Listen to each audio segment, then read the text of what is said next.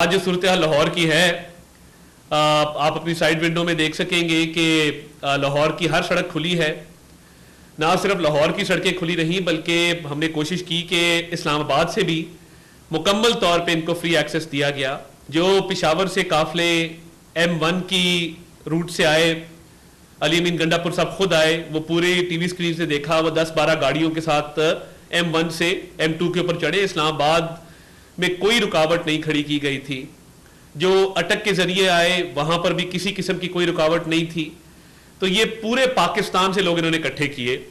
جو KPK کے قافلے یہ 2 روٹ سے آئے ہیں، M1 کے ذریعے بالکل کھلا روٹ تھا، فری ایکسس تھا۔ جو اٹک کے ذریعے آئے ہیں بالکل کھلا روٹ تھا، فری ایکسس تھا۔ میاں والی سے آئے ہیں وہاں سے بھی کوئی کسی قسم کی رکاوٹ نہیں تھی۔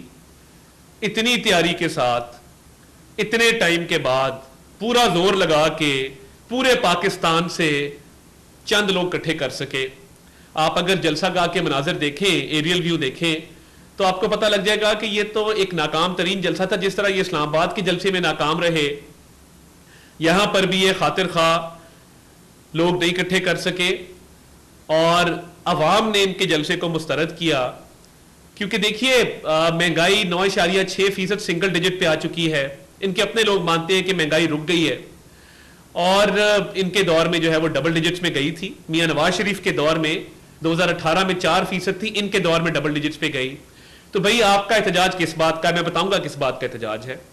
سڑکیں خالی ہیں، روٹ کھلے ہیں، ہم نے تو مکمل طور پہ فری ہینڈ دیا کہ آپ آئیں جلسہ کریں، جلسہ گاہ فراہم کی، سیکیورٹی فراہم کی، مگر اس کے باوجود بہت ناکام رہے ہیں۔ کسی صورت بھی پورے پاکستان میں اپنے لوگوں کو گیلونائز کرنے کی کوشش کی، موبلائز کرنے کی کوشش کی، مگر لوگ اکٹھے نہیں کر سکے۔ تو دیکھیے مہنگائی جو کم ہوئی ہے، آپ کے جو دنیا بھر کے بڑے ادارے ہیں، مالیاتی ادارے، وہ یہ کہہ رہے ہیں کہ پاکستان کی معیشت ٹیک آف کر رہی ہے۔ آج بلومبرگ نے ایک آرٹیکل دیا کہ پاکستان کی جو سٹاک مارکیٹ ہے وہ ایشیا کی ایمرجنگ مارکیٹس میں سے بہترین مارکیٹس میں سے ہے۔ سٹاک ایکسچینج میں جو تیزی دیکھی گئی ہے، فچ کی ریٹنگز امپروو ہوئی ہیں، موڈیز کی ریٹنگز امپروو ہوئی ہیں۔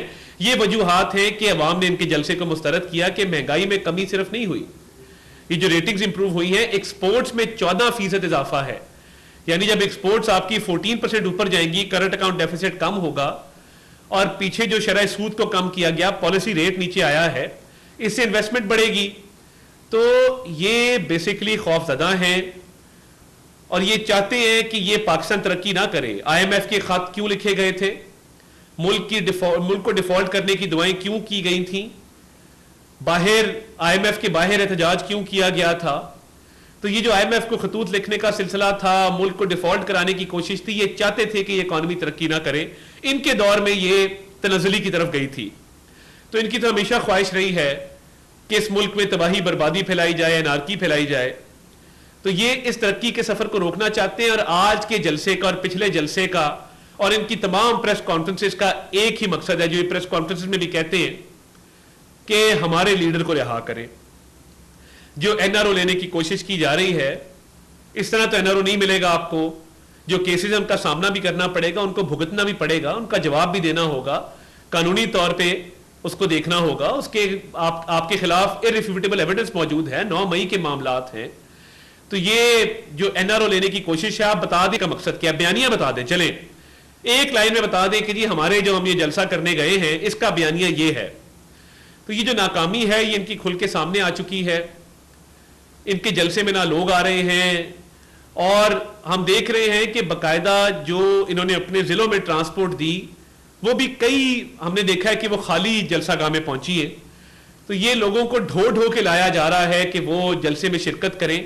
اور اگر ڈرون شاٹ آپ جلسے کا دکھائیں، جو کہ معمول ہوتا ہے، ہم بھی اپنے جلسوں کا ڈرون شاٹ دور سے زوم آؤٹ کر کے دکھاتے ہیں، تو انہیں میں کہتا ہوں آپ ڈرون شاٹ دکھا دیں کہ کتنے لوگ جلسہ گاہ میں موجود ہیں۔ تو یہ ناکامی در ناکامی جو ہے ان کے حصے میں آ رہی ہے، اور جتنے انہوں نے بڑکے ماری تھی اس جلسے کے حوالے سے، جتنے بڑے بڑے بلند و باند دعوے کیے تھے، وہ آن گراؤنڈ اگر آپ دیکھیں تو وہ سارے دعوے دھرے کے دھرے رہ گئے۔ اور علی امین گنڈا پور صاحب نے جو زبان استعمال کی، اور اس کے بعد جس طرح کے انہوں نے کہا کہ ہم پنجاب جا رہے ہیں، تو پنجاب کی روایت ہے کہ ہم بڑے مہمان نواز لوگ ہیں. پنجاب نے اپنی روایت قائم رکھی اور پنجاب نے آج سڑکیں بھی کھلی رکھی, پنجاب نے رستے بھی کھلے رکھے, پنجاب نے سیکیورٹی بھی دی. مگر میں افسوس کے ساتھ کہتا ہوں کہ آپ نے جتنی بڑی بڑی باتیں کی تھی وہی بات ہے ہمیشہ کہ کھودا پہاڑ نکلا چوہا وہ بھی مرا ہوا. تو کیا یہ اچھا ہوتا کہ علی امین گنڈا پور صاحب یہ بڑکے مار کے فلاپ جلسہ کرنے سے بہتر تھا.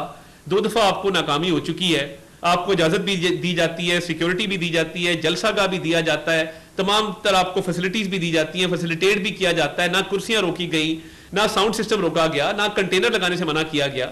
مگر آج ایک اور میں مذمت کرنا چاہتا ہوں, لطیف کھوسا صاحب نے چیف جسٹس کو اوے کر کے پکارا اور غلط زبان استعمال کی اور کہا کہ میں تجھے نہیں مانتا اور اس طرح کی باتیں کی. تو دیکھیے آپ اس حد تک نہ جائیں. اداروں کے خلاف جو آپ عدلیہ کے خلاف بھی ایک محاذہ رہی آپ نے شروع کی ہوئی ہے, پہلے بھی آپ ان کے خلاف ایک ریفرنس دائر کر چکے تھے, آپ کو ناکامی کا سامنا کرنا پڑا. یہ تو تڑا والی لینگویج چیف جسٹس کے بارے میں ایک سینئر وکیل کہے یہ زیب نہیں دیتا. میں تو میرا خاندان آپ کو 1960 سے جانتا ہے جب آپ نے وکالت شروع کی تھی, تو بہت ساری باتیں میں کرنا نہیں چاہتا. اگر کوئی آپ کو کمپلیکس ہے, یہ سردار لفظ جو آپ کے نام کے ساتھ لگا ہے کہ کسی نے کہہ دیا کہ آپ سردار نہیں ہیں, تو وہ ہر ٹرائب کا ایک اپنا سسٹم ہے سردار کو نامنیٹ کرنے کا, سردار کو سلیکٹ کرنے کا. اس پہ اتنا ٹچی ہونے کی ضرورت نہیں تھی کہ آپ چیف جسٹس کو آپ نے برا بلا کہا. میں اس کی مذمت کرتا ہوں اور یہ بالکل کنٹیمپٹ کے برابر ہے, اس کا نوٹس لیا جانا چاہیے. علی امین گنڈا پور صاحب ناکام جلسہ, آپ نے دوسری دفعہ ایک ناکام جلسہ کیا. کس بات کی آپ کی وزارت اعلیٰ ہے کہ آپ ہر فرنٹ پہ ناکام ہیں؟ آپ آئیں نا کمپیریزن کریں. اللہ تعالیٰ کا شکر ہے مریم نواز شریف صاحبہ پنجاب کے اندر وہ صحت کا شعبہ ہو, تعلیم کا شعبہ ہو, انفراسٹرکچر ہو, ہر جگہ پہ انہوں نے اپنا نام بنایا ہے. انہوں نے ایک پراپر ایڈمنسٹریٹو سٹرکچرز لے کے آئی ہیں اور ڈیولپمنٹ پروجیکٹس بھی چل رہے ہیں, سوشل سیکٹرز پہ بھی توجہ ہے, نئے ہسپتال بھی بن رہے ہیں, یونیورسٹیاں بھی بن رہی ہیں. اور دیکھیے میاں نواز شریف کی قیادت میں میاں شہباز شریف صاحب نے 10 سال پنجاب کے صوبے میں جو نئے ریکارڈ قائم کیے ہیں, ایک لیگیسی چھوڑی ہے, اس کو بہت اچھے طریقے سے مریم صاحبہ آگے لے کر چل رہی ہیں. وفاق کے اندر شہباز شریف صاحب نے مہنگائی میں کمی واقع کی ہے, ایکسپورٹس بڑھائی ہیں اور معاملات بہتر ہوئے ہیں اور بہتری کی طرف ہم جا رہے ہیں. ہم نے بجلی کی قیمتوں میں سبسڈی دی ہے, اس سے بہت بہتری آئی ہے. پنجاب نے اپنی سبسڈی دی, وفاق نے اپنی دی. تو مریم صاحبہ تو بطور وزیر اعلیٰ آپ ان سے اپنا کمپیریزن کریں. گنڈا پور صاحب آپ کے جلسے بھی ناکام, آپ کی سیاست بھی ناکام, آپ کی گورننس بھی ناکام.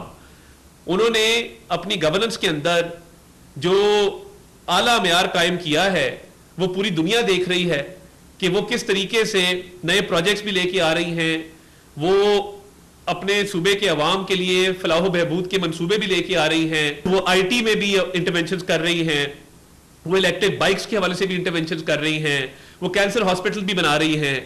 تو آپ مجھے بتا دیں کہ آپ کی 12.5 سال سے حکومت ہے KPK کے اندر, آپ کو کس نے روکا تھا کہ آپ ایجوکیشن پہ توجہ نہ دیں؟ آپ نے ایجوکیشن کا ایک بڑا منصوبہ بتا دیں, ایک بڑی یونیورسٹی بتا دیں, ایک بڑا ہسپتال بتا دیں جو آپ نے بنایا ہو, ایک بڑا ڈیم بتا دیں جو منطقی انجام تک پہنچا ہو, جس کا پاکستان کے عوام کو فائدہ ہو رہا ہو. تو 12.5 سال کی KP کی ناکام حکومت کوئی ایک بڑا پروجیکٹ نہیں ہے عوام کی فلاح و بہبود کے لیے.